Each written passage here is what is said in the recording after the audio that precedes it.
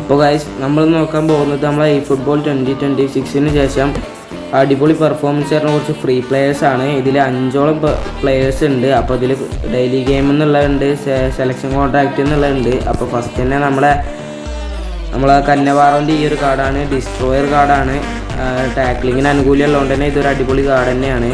പിന്നെ ഉള്ളത് നമ്മളെ ഈ ഒരു ബാറ്റിസ്റ്റൂട്ടൻ്റെ ഈ ഒരു കാർഡാണ്, സെലക്ഷൻ കോൺട്രാക്റ്റിൽ നിന്ന് കിട്ടിയാണ്. ഗോൾ പോച്ചറാണ്. അറ്റാക്കിംഗ് അവേർനെസ്സും സ്പീഡും ഫിസിക്കും ഒക്കെ ഉള്ള ഒരു അടിപൊളി കാർഡ് തന്നെയാണ് നമ്മുടെ ബാറ്റിസ്റ്റൂട്ടൻ്റെ. പിന്നെ ഉള്ളത് നമ്മളെ ഡെയിലി ഗെയിം ടോണി അഡംസ് ആണ്. കന്നവാറോ കഴിഞ്ഞാൽ പിന്നെ ഡിസ്ട്രോയറായിട്ട് ഫ്രീ കിട്ടിയതിൽ നമ്മളെ ടോണി അഡംസിൻ്റെ ഈ ഒരു കാർഡ് അടിപൊളിയാണ്, ടാക്ലിംഗ് ഒക്കെ. അപ്പോൾ ഇതൊരു അടിപൊളി കാർഡ് തന്നെയാണ്. അടുത്ത് നോക്കുകയാണെങ്കിൽ നമ്മളെ എംബാപ്പയാണ്. എംബാപ്പൻ്റെ ഈ ഒരു കാർഡ് നല്ല ഏത് കാർഡും അടിപൊളിയാണ്. എന്നാൽ ഈ ഒരു കാർഡ് ഗോൾ പോച്ചർ നല്ല അടിപൊളി ഒരു കാർഡ്, സ്പീഡൊക്കെ ഉള്ളൊരു അടിപൊളി കാർഡാണ്. പിന്നെ നമ്മളെ റൈറ്റ് ബാക്ക് ആയിട്ടുള്ള ഈ ഒരു ബെല്ലറ്റ്, ഇതും സെലക്ഷൻ കോൺട്രാക്റ്റിൽ നിന്ന് കിട്ടിയ തന്നെയാണ്. സ്പീഡൊക്കെ ഉള്ളതുകൊണ്ട് തന്നെ ഒരു വിങ്ങിൽ നല്ല അടിപൊളിയായിട്ട് ബാക്കായിട്ട് നിൽക്കും. അപ്പോൾ ബൈ.